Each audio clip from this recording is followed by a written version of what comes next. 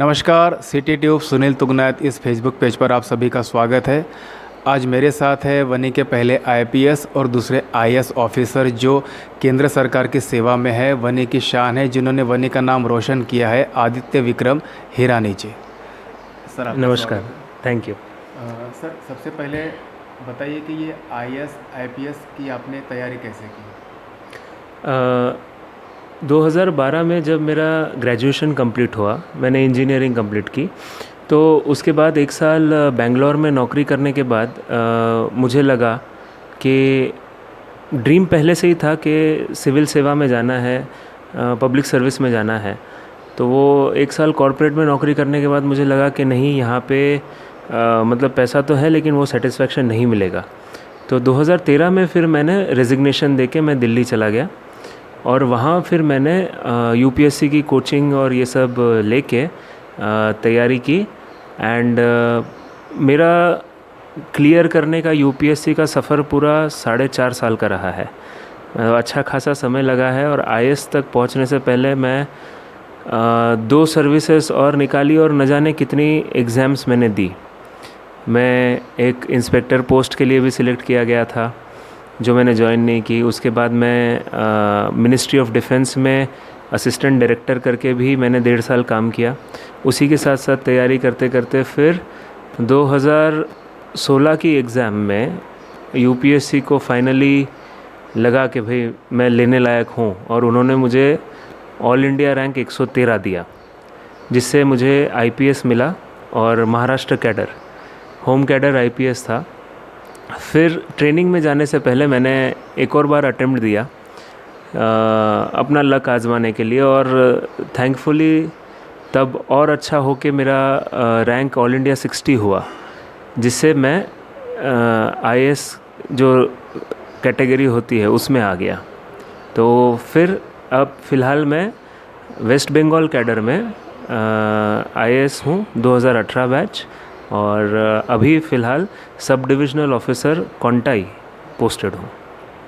Sir ये मतलब जो युवा आईएएस आईपीएस बनना चाहते हैं उनके लिए आप क्या कहना चाहेंगे? मतलब ये होता क्या जो आम लोगों के समझ में आईएएस आईपीएस मतलब किस तरह का काम होता है, किस तरह की परीक्षा, किस तरह की चुनौतियाँ सामने होती है? हमारा जो भारत का सिस्टम है, ये इसके लिए पूरा हिस्ट्री में जाना पड़ेगा।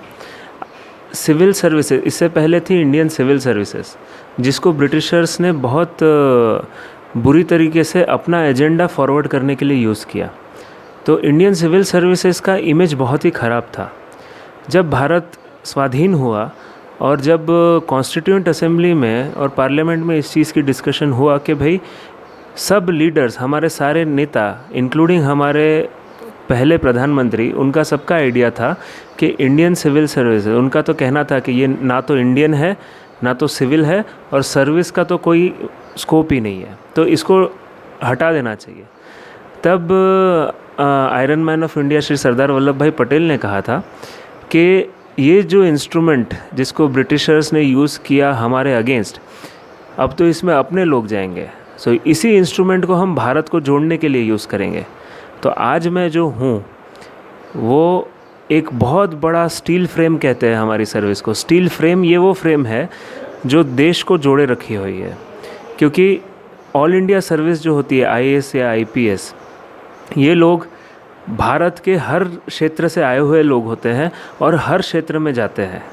मैं महाराष्ट्र का हूँ, मैं वेस्ट बंगाल में मेरी सर्विस दे रहा हूँ। इसी तरह हर कहीं का सिलेक्टेड एस्पायरेंट कहीं भी जा सकता है। सो आईएएस और आईपीएस ये है कि स्टेट और सेंटर, सिलेक्शन सेंटर करता है लेकिन कंट्रोल स्टेट करता है। तो एक सेंटर और स्टेट के बीच में लिंक का ज़रिया होता है ऑल इंडिया सर्विस। फील्ड पे अगर आप बात करें तो आईपीएस और आईएएस दोनों ये लोग सीनियर पोजीशंस हैंडल करते हैं, जिसमें मॉनिटरिंग और सुपरविज़न का काम मेन होता है। जो हमारे सबऑर्डिनेट ऑफिसर्स होते हैं उन लोगों का काम सर्वे करके, उन लोगों का काम देख के उन लोगों को इंस्ट्रक्शंस देना। एंड फील्ड पोस्टिंग्स में जनरली, जैसे मेरी पहली पोस्टिंग है सब डिविजनल ऑफिसर है, तो एक सब डिवीज़न का काम मैं पूरा देखता हूँ। पुलिस में अगर मैं होता तो मैं सब डिविजनल पुलिस ऑफिसर होता, तो उस सब डिवीज़न के जितने भी थाने हैं वो मेरे अंडर आते और उन थानों का क्राइम, उन थानों का फंक्शनिंग, थानों की सारी एक्टिविटी ये मैं मॉनिटर करता, सुपरवाइज़ करता और मैं उनको डायरेक्शंस दे पाता। सो एक बहुत ही इनेबलिंग जगह है जहाँ पे एक एग्ज़ाम क्लियर करके आप एक ऐसी जगह पे चले जाते हैं जहाँ पे मैं पोस्टेड हूँ, मेरे अंडर 11 लाख लोगों का पॉपुलेशन है। तो इन लोगों को सरकारी सेवा किस तरीके से पहुँचाना, इन लोगों को किस तरीके से मतलब ऐसे इंटरवेंशन लेना कि इनकी लाइफ में पॉजिटिव चेंजेस आए, तो ये बहुत एक सुनहरा मौका हमको ऑल इंडिया सर्विसेज में मिलता है। तो ये कहते हैं कि आईएएस हो, आईपीएस हो, आईआईटीएन हो या यूपीएससी, एमपीएससी, जो लोग एग्ज़ाम क्लियर करते हैं एक्चुअल में वही लोग देश चलाते हैं, योजनाएं वही बनाते हैं, सरकार उसे इम्प्लीमेंट करती है। तो ये किस तरह से होता है? प्रोसेस ये होता है कि जो फील्ड लेवल ऑफिसर्स होते हैं, हम लोग इम्प्लीमेंटिंग एजेंसी है। जैसे आज पश्चिम बंगाल सरकार एक कोई नया स्कीम बनाती है तो वो स्कीम को बेनिफिशियरी तक पहुंचाना ये हम लोगों का काम होता है। हम ही लोग जैसे सीनियर बनते हैं, सेक्रेटरी, प्रिंसिपल सेक्रेटरी और चीफ, एडिशनल चीफ सेक्रेटरी, इन रैंक्स पे जब जाते हैं तो जिन जिन डिपार्टमेंट को हम देखते हैं उन डिपार्टमेंट के रिलेटेड स्कीम्स क्या होनी चाहिए, ये जो पॉलिटिकल मास्टर्स होते हैं, जैसे कि मंत्री हो गए उस डिपार्टमेंट के, या फिर ऑनरेबल चीफ मिनिस्टर सर या मैडम जो भी है जिस राज्य में, तो उन लोगों से डिस्कस करके आइडियाज़ दिए जाते हैं कि इस तरीके का स्कीम अगर हम करें या फिर इस तरीके की योजना करें तो ग्रामीण व्यक्ति को लाभ होगा या औरतों को लाभ होगा, बच्चों की पढ़ाई अच्छी होगी। तो नीचे इम्प्लीमेंटेशन और ऊपर पॉलिसी मेकिंग। तो देखा जाए तो एक तरह से आप लोग योजना लोगों तक पहुंचाते हैं, लेकिन कई बार देखा जाता है कि सरकार दूसरे की होती है, मंत्री मतलब जैसा सरकारें बदलती रहती है। एक जगह जैसे नगर पालिका में देखें तो सरकार दूसरे पक्ष की होती है, राज्य में सरकार दूसरे पक्ष की होती है, जिले पंचायत समिति में सरकार दूसरे पक्ष की होती है। तो ये कितनी चुनौतियाँ होती है आप लोग मतलब उन लोगों से पार पा के, उन लोगों को समझा के मतलब समाज के अंतिम छोर तक सारी योजनाएँ पहुँचाने की? ये होता है, ये क्योंकि केंद्र में अभी जैसे मोदी सरकार होती है, वेस्ट बंगाल में ममता बनर्जी की सरकार है, हमेशा क्रैशेस होते रहते हैं। उस विषय में पूछना चाहता हूँ।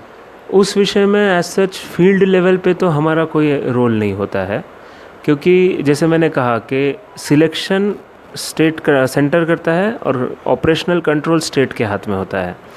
तो इस विषय में हम लोगों का एज सच ऐसा कोई रोल नहीं होता है कि भाई विभिन्न सरकारें क्या क्लैश कर रही है। हाँ, लेकिन लोअर लेवल पे अगर जैसे एक है पंचायत समिति, एक है उसमें 20 सीटें हैं, तो समझिए 4 या 5 सीटें अपोजिशन की है। तो वो मेंबर्स अगर वो लोग कोशिश करते हैं कि भाई सरकारी स्कीम हम अपने इलाके में नहीं होने देंगे, तो हाँ उसमें हमारा रोल आता है, क्योंकि हम लोगों का रोल नेगोशिएशन, बार्गेनिंग, समझाना बुझाना, और ये जो पोस्ट है और आईएएस एक इस तरीके का मतलब टैग लग जाता है कि आपके शब्दों का वज़न होता है, और ये रिस्पॉन्सिबिलिटी भी साथ में लेके चलनी होती है कि मैं जो बोलूँगा वो बिल्कुल सोच समझ के और बहुत ये बोलना हो, क्योंकि नाप तोल के, क्योंकि मेरे मुंह से निकले हुए शब्द का एक वज़न है, एक उसका मान है। तो कोई भी व्यक्ति हो, उसको अगर मैं समझा रहा हूँ कि आप पार्टी को बिलोंग करते हैं, आप दूसरी पार्टी को बिलोंग करते हैं, लेकिन जब दिन ख़त्म होता है तो आप भी जनसेवा में है, वो भी जनसेवा में है, हम सब लोग जनसेवक हैं। तो अगर किसी का लाभ हम जिसको पहुंचा सकते हैं, अगर उस व्यक्ति को हम लाभ से वंचित करें तो ये बहुत बुरा होगा, ये पार्टी के लिए भी, आपके लिए भी, और ये पूरे सिस्टम के लिए भी। तो जो बेनिफिट्स है वो बेनिफिट्स हम लोग इस तरीके से लोगों तक पहुंचाते हैं। अल्टीमेटली देखा जाए तो सरकार की योजनाएं, सारी चीज़ें, नेताओं से निरंतर संपर्क, मंत्री से संपर्क, मुख्यमंत्री से संपर्क, केंद्रीय अधिकारियों से, नेताओं से संपर्क, तो ये इसमें चुनौतियां क्या क्या होती है? मतलब किस तरह से आपके ऊपर कोई प्रेशराइज किया जाता है आपको, या आपको कहा जाता है कि जैसा हम कर रहे हैं वैसा ही आप कीजिए? इसके लिए मैं बोलना चाहूँगा कि हमारे जो हाल ही में जो सिलेक्टेड है, एमपीएससी हो, यूपीएससी हो, या फिर जो लोग एग्ज़ाम भी लिखने वाले हैं, ये एक समझ लेना होगा कि पॉलिटिशियन को हम लोग बहुत नेगेटिव लाइट में पेंट करते हैं। पॉलिटिशियन को ऐसे बोला जाता है कि भाई पॉलिटिशियन है या फिर पॉलिटिकल इंटरफेरेंस है मतलब वो ख़राब ही होगा। नहीं, ये सच नहीं होता। जो सिस्टम में हम काम करते हैं उसमें पॉलिटिशियन एक ऐसा व्यक्ति है जो जनमत लेके आया है, उसको लोगों ने इलेक्ट करके दिया है, उसको नेगलेक्ट नहीं कर सकते। वो तो सिस्टम का पार्ट है। वो जो कथा बोल रहा है, उसके मुंह से जो कथन निकल रहा है, हमें ये समझना है कि उसकी कॉन्स्टिट्यूएंसी जो है, उसका क्षेत्र जो है, ये उन लोगों की आकांक्षाएं बोल रहा है। तो पॉलिटिकल इंटरफेरेंस और ब्यूरोक्रेसी और पॉलिटिकल पार्ट, ये दोनों अपोजिट नहीं है, ये दोनों इनफैक्ट साथ साथ चलते हैं। और ऐसा ऑब्ज़र्व किया गया है कि जहाँ पे सामंजस्य अच्छा है वहाँ पे क्षेत्र की प्रगति अच्छी होती है, क्योंकि उनकी बात को मतलब ऐसा न हो कि भाई पॉलिटिशियन ने बोला तो वो तो मुझे बिल्कुल नहीं करना है। नहीं, अगर आपके दायरे में, आपके रूल्स और इसमें अगर वो बैठ रहा है तो वो ज़रूर कीजिए, क्योंकि वो भले ही वो पॉलिटिशियन हो, उसको हम लोग नेता कहते हैं, उसको हम लोग ये कहते हैं, लेकिन वो अपने क्षेत्र की लोगों की आकांक्षाओं का प्रतिनिधि है मेरे लिए नज़र में। उसको लोगों ने चुना है और मैं जनसेवक हूँ, तो लोगों का जो प्रतिनिधि है उसकी बात को मैं निगलेक्ट नहीं कर सकता। उसका एक ओपिनियन मुझे लेके मेरी पॉलिसी इम्प्लीमेंट करनी पड़ेगी। तो ऐसी सिचुएशन जब आती है, ऐसी परिस्थितियाँ निर्माण होती, तो अनवांटेड पॉलिटिकल प्रेशर होता है आप लोगों पर? काफ़ी जगह होता है। अब हर बात उनकी बोली हुई भी ठीक होती है ऐसा नहीं है। तो कोई चीज़ ऐसी होती है, समझिए कि जिसमें अगर मैं करूँ तो रूल ब्रेक हो रहा है, तो उसमें मेरा रोल ये होता है, और ये सामने वाला व्यक्ति भी जानता है, क्योंकि हम तो अभी वहाँ पे 1.5-2 साल हमारा पोस्टिंग होता है। आईएएस ऑफिसर्स को 2-2.5 साल से ज़्यादा कहीं रखते नहीं है, फिर ट्रांसफ़र हो जाता है। लेकिन वो लोग तो वहाँ उसी मिट्टी के पले बड़े लोग हैं, उनको सब पता है। वो बस आपको बोलेंगे, आप पोलाइटली उसको बोलेंगे कि नहीं साहब ये नहीं किया जा सकता, या फिर इसके वजह से ये रूल ब्रेक हो रहा है, ये करेंगे तो फिर ये मुश्किल हो सकती है, इसलिए नहीं किया जा सकता। और कोई भी समझदार व्यक्ति और समझदार पॉलिटिशियन इस चीज़ को समझ लेता है। एटलीस्ट मैं बंगाल का एक्सपीरियंस बता रहा हूँ। तो इस तरीके के आपको फोर्स करेंगे कि नहीं आपको करना ही पड़ेगा, या फिर आप ऐसे नहीं कर सकते, ये वाली चीज़ तक नहीं जाती है। देखिए, अभी आप आईएएस से जो आपने चुना हुआ, आपने आईपीएस किया। जो नए लड़के जो परीक्षा की तैयारी करते वो इस फील्ड में आना चाहते, ऐसा लगता है कि बाहर से बहुत बड़ा ग्लैमर है, बड़ी गाड़ी है, बड़ा ऑफिस है, बड़ा बंगला है, सरकारी ऑफिस आगे पीछे घूम रहे हैं लोग, अपने काम कराने के लिए घूम रहे हैं। एक देखा जाए तो एक तरह का ग्लैमर है। ये ग्लैमर को मतलब ओवरकम किस तरह से किया जाए, और जो नए लड़के आईएएस आईपीएस की तैयारी कर रहे हैं, ये इस काम में क्या चुनौती है और उन्हें किस तरह से तैयारी करनी चाहिए? देखिए, as far as service is concerned, बात बिल्कुल सही है। सर्विस के पर्क्स एंड प्रिविलेजेस होते हैं, उसमें आपको गाड़ी बंगला, जितने ऊपर आप पहुंचेंगे उतनी आपकी गाड़ी बड़ी होती जाती है, बंगले बड़े होते जाते हैं, और बत्ती वाली गाड़ी में घूमना, ये सारी चीज़ें मतलब हुआ करती थी, और यही लोगों को, मैक्सिमम लोगों को अट्रैक्ट करती थी। इनफैक्ट आप अभी देखिए यूट्यूब में दिखाते हैं कि भाई कोई ऑफिसर ऐसे उतर रहा है और नीचे लिखा है कि अगर ऐसा चाहिए तो आईएएस के लिए पढ़ाई कीजिए। नहीं, ये नहीं है सर्विस। ये सर्विस का बहुत ही छोटा सा एक अंश है, जिसके ना होने पर भी सर्विस ज़िंदा रहेगी, लोग ज़िंदा रहेंगे, काम होता रहेगा।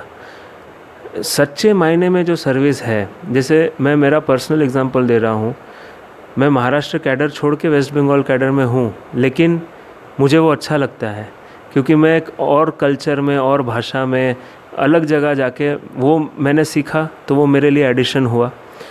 दूसरा, वहाँ के लोगों, वहाँ की जनता का क्या डिमांड्स है, और सर्विस इतना बड़ा आपको अपॉर्चुनिटी देती है कि वहाँ पे आप उन लोगों तक उनकी सेवाएं अगर पहुँचा सकें, तो जो वंचित है उसको अगर कुछ मिलता है तो उसकी दुआ और उसका धन्यवाद, ये सबसे बड़ा आपका गेन है। आप और ऊपर जाएंगे तो पूरा राज्य के लोग, उन लोगों का पढ़ाई, उन लोगों की स्वास्थ्य सेवा, उन लोगों का बहुत सारी चीज़ें, कौन से रोड पे कैसे चलेंगे, एक्सीडेंट कम करना, ब्रिज बनाना, रास्ता बनाना, टूरिज़्म इम्प्रूव करना, ये सारी चीज़ों से वो स्टेट का उन्नयन होगा, स्टेट की डेवलपमेंट होगी। तो इस चीज़ के लिए मतलब आपकी सर्विस को आप इस तरीके से देखिए कि कितने लोगों के जीवन में आप पॉजिटिव चेंजेस लाने का आपको ये किया गया। मैं मानता हूँ कि अगर हम ईश्वर पे आस्था रखते हैं तो ईश्वर का काम, और अगर नहीं रखते, जो व्यक्ति नहीं रखते हैं, तो जिसको हम अच्छा काम कहते हैं, ये सर्विस हम लोगों को ये अपॉर्चुनिटी देती है कि उनके जो काम है वो हमारे हाथ से हो। तो जो नए बच्चे आना चाहते हैं उनके लिए इंस्पिरेशन क्या, मतलब सुझाव क्या देंगे आप? नए बच्चों के लिए मैं यही, काम में क्या क्या चुनौतियाँ आती है? मैं नए बच्चों के लिए या फिर जो लोग अभी तैयारी में हैं, मैं यही कहता हूँ कि भाई आपका मोटिव सर्विस ज्वाइन करने का प्योर होना चाहिए। आप ग्लैमर के पीछे, कई लोगों को लगता है कि सर्विस में एक बार चले जाओ इतना पैसा हो जाएगा कि 7 पीढ़ी फ्री बैठ के खाएगी। ये भी मोटिव गलत है। सिस्टम के अंदर इतने चेक्स एंड बैलेंसेस है कि आपको आप कैसे है वो पता चल जाएगा और उसके बाद आपको साइड कर दिया जाएगा। सिस्टम इतना मतलब अंधा नहीं है। और अगर आपको अच्छा ही करना है और अगर आपको बहुत पॉजिटिवली आप मोटिवेशन लेके जा रहे हैं तो सर्विस के लिए कोशिश कीजिए। सर्विस मिली तो अच्छा है, नहीं मिली तो और भी अच्छा है। क्योंकि आज बताइए, किसी भी सरकारी ऑफिस या किसी भी इसमें बोर्ड पे नाम लिखा होता है अफसर कौन है, फ़ोटो किसका टंगा होता है? जो जनसेवा, हमारे जो जनसेवा करके गए हैं, आपने आज तक किसी भी IAS या IPS का फ़ोटो किसी ऑफिस में देखा? नहीं। अगर आप सर्विस में नहीं भी आते, क्योंकि देखिए 1% चांस होता है सिलेक्ट होने का। लाखों बच्चों में से कैसे? मैंने जब एग्ज़ाम क्लियर की थी, 10 लाख लोगों ने फॉर्म भरा था और 100 बच्चे IAS बने थे। 10 लाख में 100 अगर हर साल IAS बन रहे हैं, इसका मतलब बाकी के सारे बच्चे हताश हो रहे हैं। तो मैं उनके लिए कहूँगा, क्योंकि 1% अगर सिलेक्ट हो रहा है तो 99% तो फेलियर देख रहा है। उन लोगों के लिए मेरा यही मैसेज है कि सिलेक्ट हुआ बहुत अच्छी बात है, आप एक सरकारी नौकर के हिसाब से सेवा देंगे। सिलेक्ट नहीं हुआ और अगर आपका मोटिवेशन यही है कि मुझे जन सेवा करनी है तो और भी अच्छी बात है, क्योंकि आप फिर एकदम मुक्त कंठ से फ्रीली जन सेवा कर सकते हैं। और सेवा करने के लिए पैसा, गाड़ी, नीली बत्ती, लाल बत्ती, ये इन सब की ज़रूरत नहीं है।